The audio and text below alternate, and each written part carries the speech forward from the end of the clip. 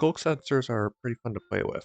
They're able to give you a redstone input from a distance, which allows for inputs that are a little bit more invisible than a button or a pressure plate, and even a limited form of wireless redstone. One of the first things people did with these things was put them into telephone lines and make them flap trap doors, letting them pass along a signal from one end to the other. Since then, though, amethyst resonance was added. This is a little mechanic where a sculk sensor picks up a vibration and has an amethyst block next to it. That amethyst block will re-emit a vibration of the same frequency as the one picked up by the sensor. At some point, I was thinking about this mechanic and thinking about the whole telephone pole idea, and I started to wonder something. Can you create a signal of every sculk frequency using redstone? If you could do this, you could theoretically pass that signal along multiple sculk sensor telephone poles to move it somewhere else and use it. This would quite frankly be a terrible way to move a signal around. Using underground wires would generally be more consistent and probably faster, but I felt like it would be a cool way to add functional decoration to a base, so I booted up my creative world and started experimenting. To start off, I should give a quick recap of the whole frequency system. When a sculk sensor picks up a vibration signal, it'll output a redstone signal with a strength based on the distance to where the sound signal came from.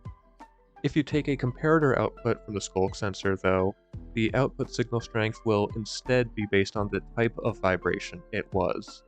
Vibration sources are sorted into a bunch of categories like walking, projectile shooting, or explosion. These categories are each assigned a signal strength to represent them, called their frequency. To continue the example, walking has a frequency of 1. So if a sculk sensor picks up a vibration signal that was caused by a mob walking, it would give a comparator output of 1.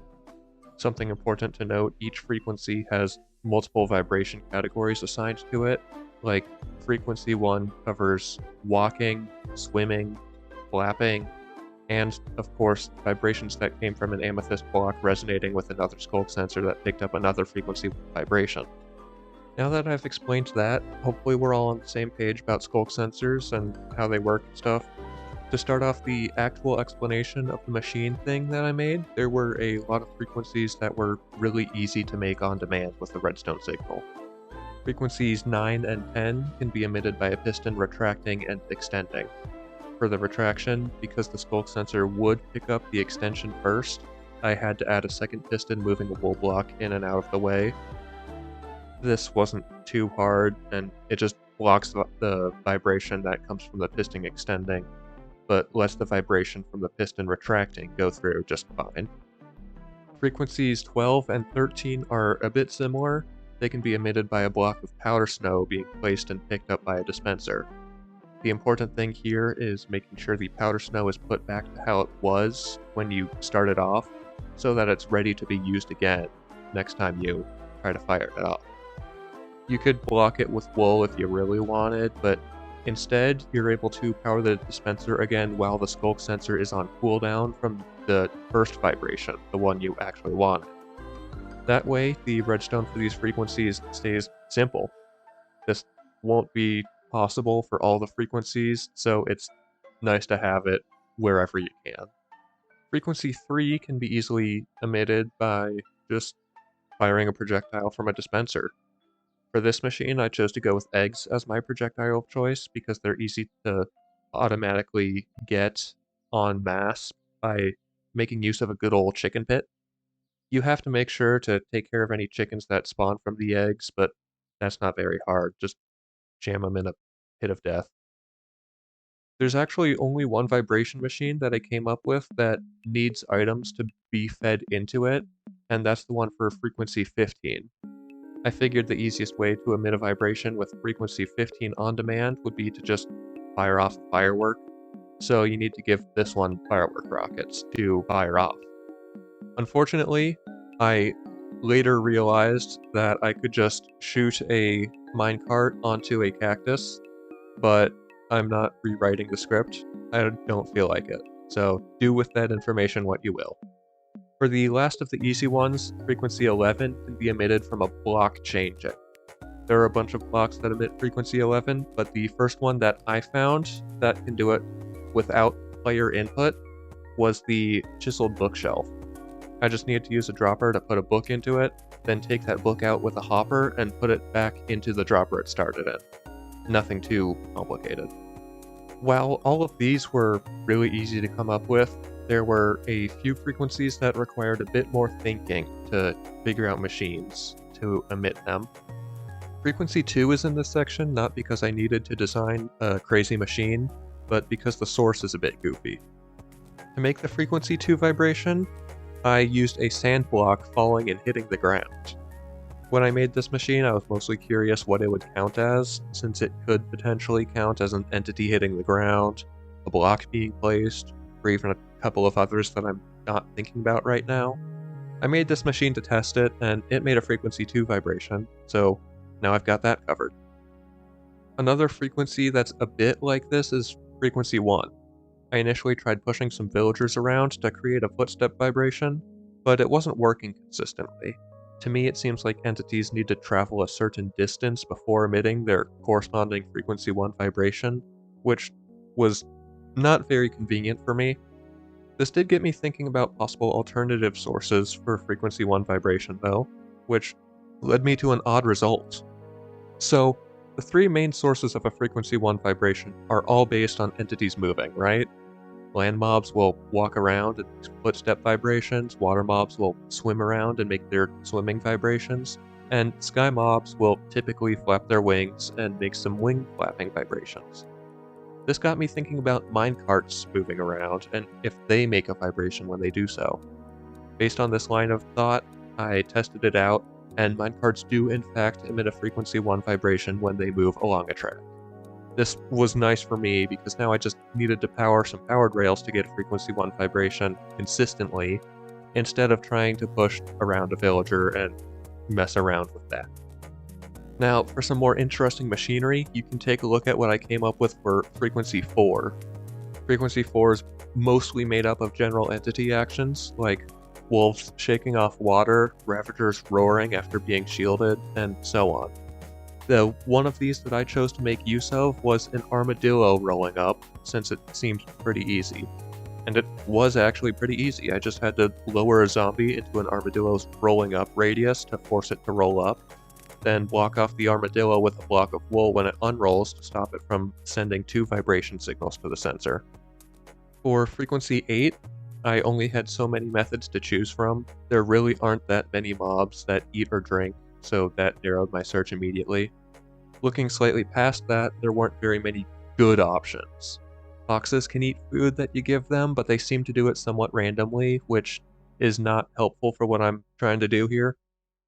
Wandering traders drink invisibility potions when night starts and milk buckets when day breaks, but it's a bit difficult to control the passage of time using redstone if you don't have commands. What I eventually settled on was the witch. If I damaged one, it would fairly quickly drink a healing potion to get back to full health. To do this without external item input and without using fire damage, since that would cause them to drink a fire resistance potion and that would screw stuff up, you can just shove a block onto the witch's face for a second and make it choke a bit. The timing on the drinking vibration was a bit varied, but the witch actually emits a frequency 4 vibration when it takes out the potion, so I could use a secondary sensor to detect that, and after a bit of a delay, pull away a wool block briefly to let through the actual drinking vibration, after stopping the damage and potion grab vibrations. After finishing my machine for frequency 8, the idea for what I would do for frequency 7 basically just fell into my lap. Witches can heal off any damage you deal to them, so because you need to deal damage to something to emit a frequency 7 vibration, a witch seems like the perfect subject. I could just use another suffocation machine to cause the damage, and with a well-timed wool block to block out other vibrations, frequency 7 was done pretty easily. Now all that's left are the frequencies that offered pretty unique problems. First among these is frequency 14. The problem here is that all of the options I had were bad.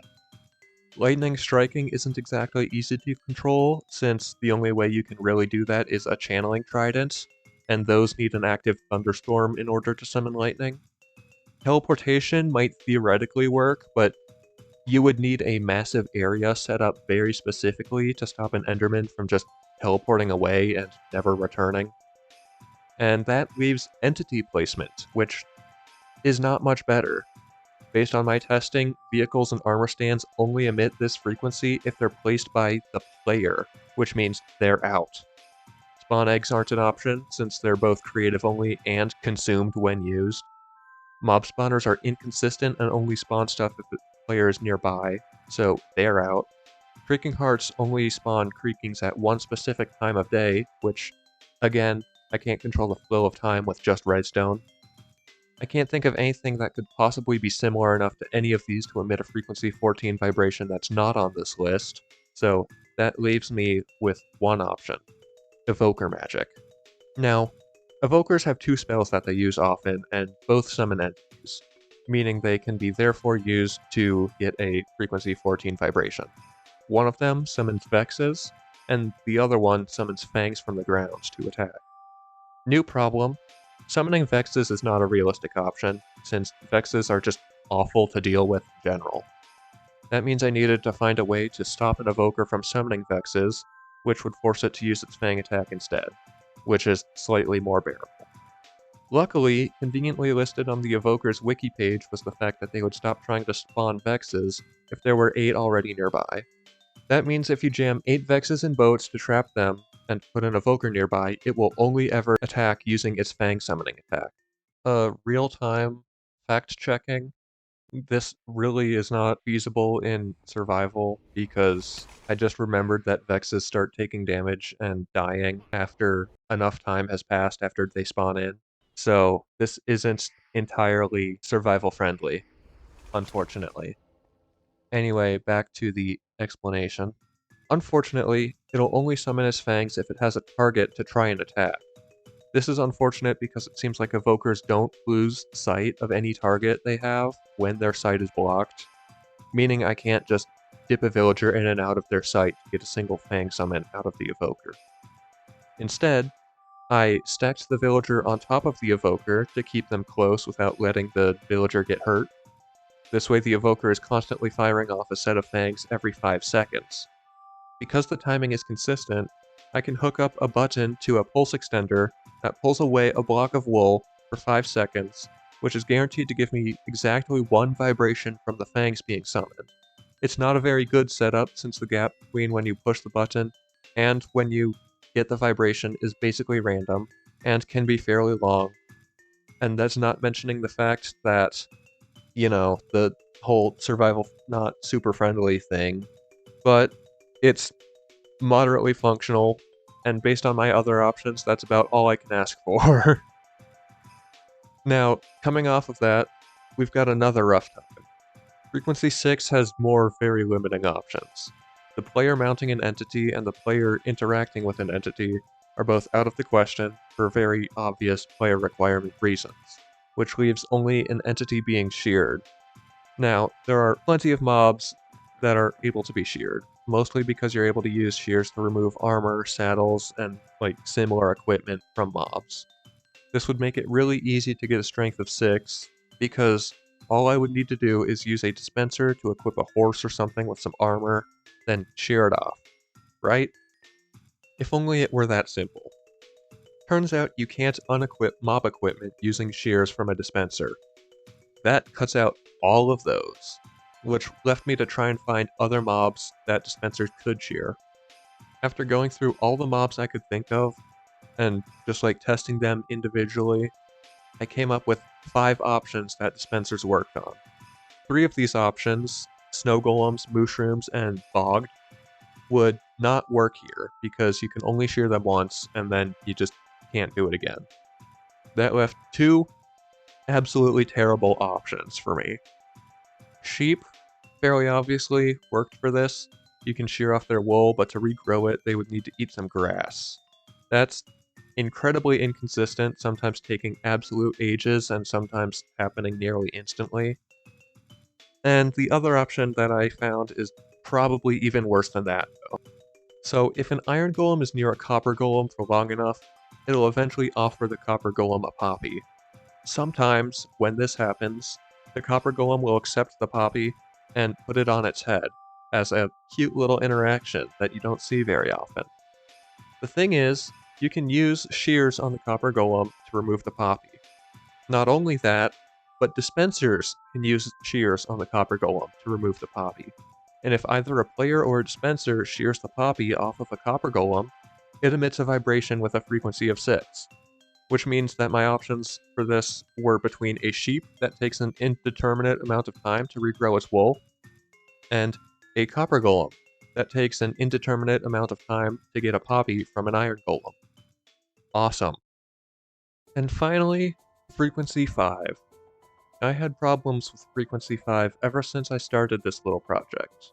The two options I had to get a frequency 5 vibration were to have a player dismount something, which was out of the question immediately, and have something be equipped with something.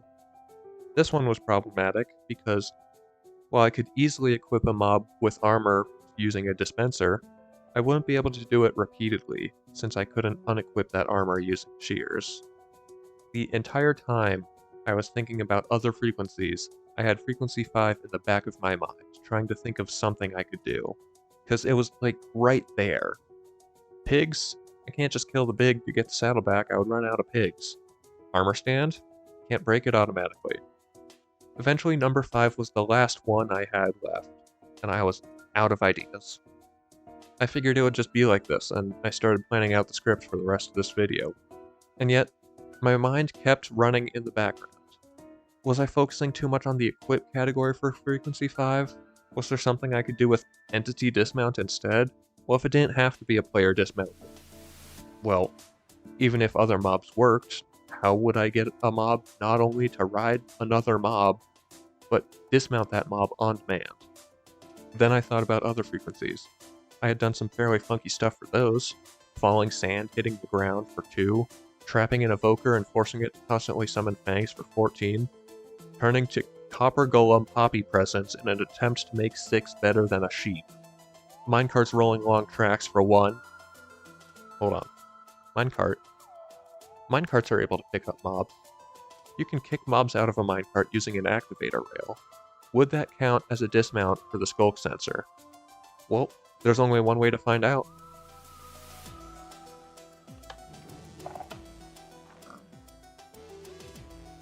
Alright then, that's significantly easier than I thought it would be.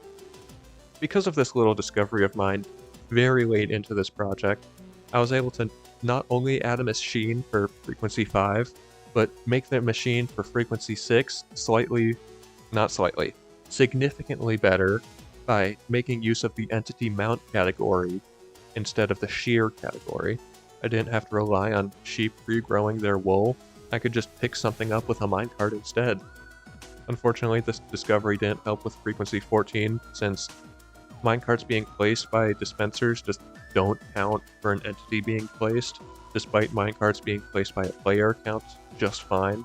This might be a bug, I don't know, but until this is changed, if it ever will be, the permanently tormented evoker is the best thing I could find, and that only works in creative, so good luck. And that's all I've got. Thanks for watching all the way through, I really appreciate it. I know these more heavily edited videos can take a bit, so if you've been waiting a while for another one of these, thanks for your patience. I hope it lived up to your expectations. Hopefully you learned something from this video, or got inspired to make something, or just generally enjoyed watching. I had fun trying to figure all this out, and I genuinely don't think I would have ever figured out that shearing a poppy off a copper golem would be a valid way to get a vibration with a frequency of 6, if it weren't for this. So I'm glad I did this. As one last thing to mention, you are able to store a vibration signal by making use of a chain of sculk sensors and amethyst blocks in something I like to call the sculk sensor signal storage system. So, in theory, instead of any of the machines I showed off in this video, you could just use the sculk sensor signal storage system to pass off a signal somewhere else. But that's a much less interesting and fun train of thought than trying to puzzle something else out, so I mostly ignored it so I could focus on the more interesting stuff. I'm out of stuff to say though, so have a good day, banish an evoker to the Chamber of Eternal Torment for me, and have fun doing some redstone.